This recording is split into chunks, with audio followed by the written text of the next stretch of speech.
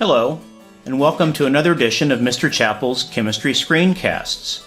Today, we're going to learn about significant figures.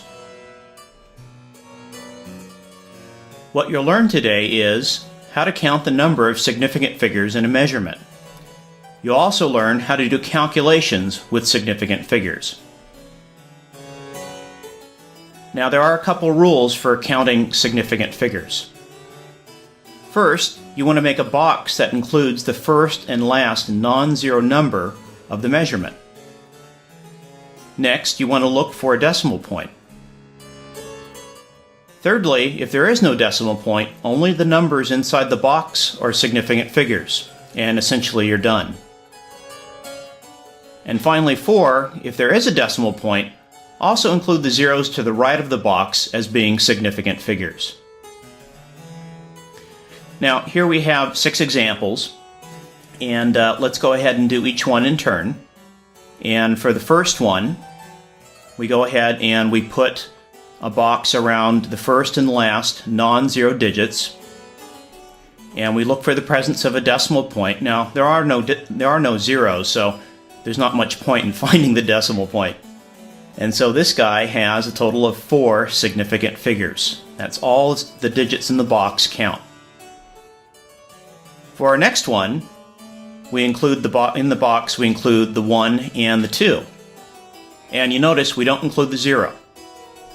There is no decimal point, so this measurement only has 2 significant figures since there is only 2 in the box. For our third measurement, we also put the box around the 1 and 2, but this time you'll notice that there is a decimal point. So according to rule number 4, that means we have to include that 0 as a significant figure. So this measurement has 3 sig figs. For our fourth measurement, we put the box around 4 digits.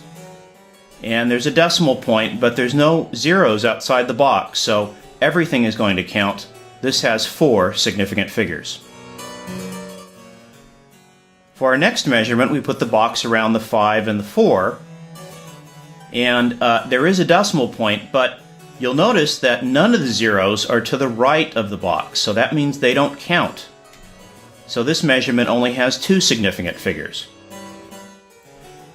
And lastly, we put the box around the 5 and the 2, and you'll notice that there is a decimal point, and there's a 0 to the right of the box, so that 0 has to count.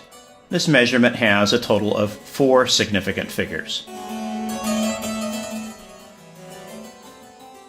Now, when we're doing calculations with significant figures, there's 2 rules that we're going to need to follow. One rule is for multiplication and division, and this is the one we'll be applying most often. And the other rule is for addition and subtraction. In each case, the general idea is that your final calculation, your final number, may be no more precise than the measurement that was least precise. Or, put another way, a chain is only as strong as its weakest link. For multiplication and division, the way that we find the weakest link is we look for the measurement that has the fewest number of significant figures.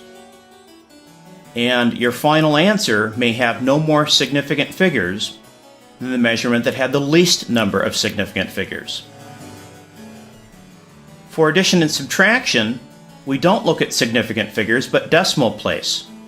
You may have no more places to the right of the decimal point in your final answer than the measurement that has the least number of decimal places to the right of the decimal point.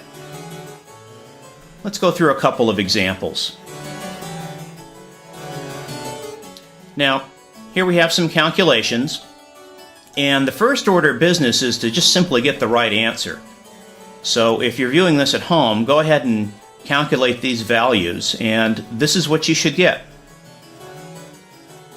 Now you notice I'm just simply including all the digits that my calculator gives me.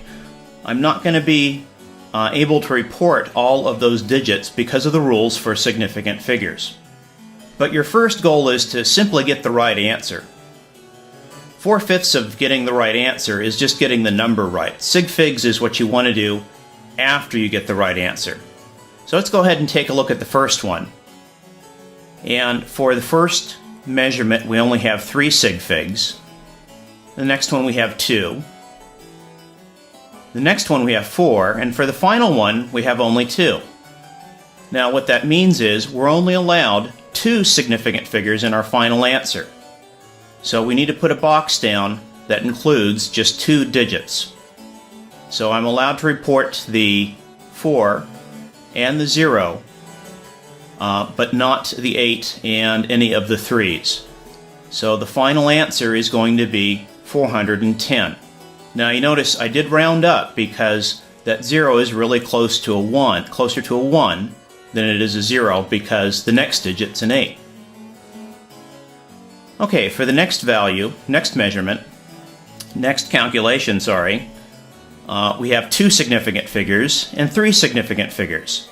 That means our final answer may only have 2 significant figures. So again, I've got to have a box that only allows for 2 digits. So the final answer here is 52. Now you notice I round up the 1 to a 2 because that one is closer to a 2 than it is a 1 because the next digit is a 7. For our third example, the first measurement has a 4 and the second measurement has a 2. So that means that we're only allowed 2 significant figures. So I need to put my box around the first 2 non-zero digits. Now notice I'm not putting the box around the zeros, but I'm putting the box around the first 2 non-zero digits. And my final answer is going to be 0.025. And again, I'm rounding up the 4 because the 4 is closer to a 5 than it is a 4. Okay, for our next measurement, you'll notice that it's in scientific notation. Now, scientific notation is kind of easy because if it's written down, it counts as a significant figure. Notice that the exponent never counts. Those would be placeholders if we were to write them out. So the first measurement only has 3, and the second one only has 4. So that means my final answer, I need to have a box that includes 3 digits. So I write down my final answer is 1.48 times 10 to the power of negative 5. Okay, for our next calculation, you'll notice that this is addition. And the rule here is decimal place. In the first measurement, I have several places to the right of the decimal point. But in the second measurement, the 12, I have none. So that means in my final answer, I'm allowed none because the 12 has none. For our last calculation, the first measurement has 2 significant figures, the next 3, the third one has 3, and the fourth one has 2. So I'm only allowed to report a total of 2 significant figures. Now this one ends up being just a little bit more tricky because I'm going to have to round up. And so what I want to do is I want to write the measurement as 1.0 times 10 to the power of 10. Now you notice the decimal place moved because I'm going to round up and the number is actually going to appear a little bit larger. And that's how you do it. It's joke time once again. Hey, did you hear about the police who were called to a daycare where a 3-year-old was resisting arrest?